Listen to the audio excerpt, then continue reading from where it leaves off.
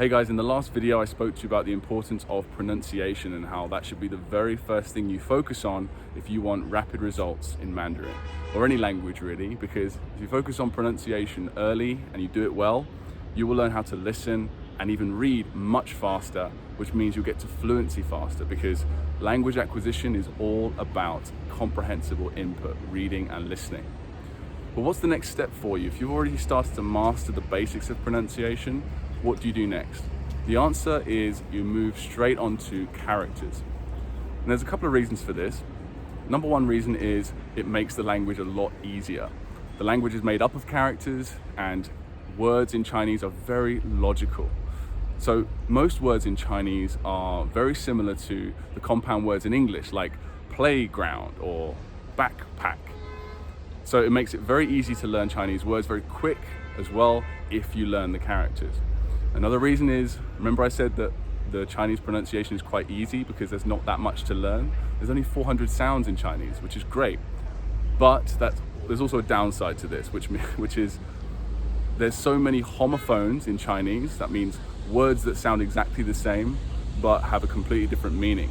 And learning characters helps you to visually distinguish between these very similar or identical sounds. And another sort of myth about Chinese is that there's 100,000 characters out there and they're impossible to learn. You need to basically come to China and spend 10 years, just like Chinese people do, in a Chinese school to learn them. That's absolute nonsense. First of all, there may be 100,000 characters out there, maybe even more, but you need a fraction of that. You only need about 3,000 to get to advanced literacy and fluency in Mandarin. But even that number is quite scary, so we'll just leave that for now. Even with just a fraction of that, even with 100 Chinese characters, that covers 40% of the entire language. So if you look at characters in terms of frequency, it's really not that intimidating whatsoever, as long as you have a good method for actually learning them. And that's where most people fall short, because there's tons of methods out there for learning characters, but they don't teach you everything you need to know. They usually just teach you how to read the characters, and most of the time it's just learning through some form of rote learning, just writing the characters over and over again or something like that.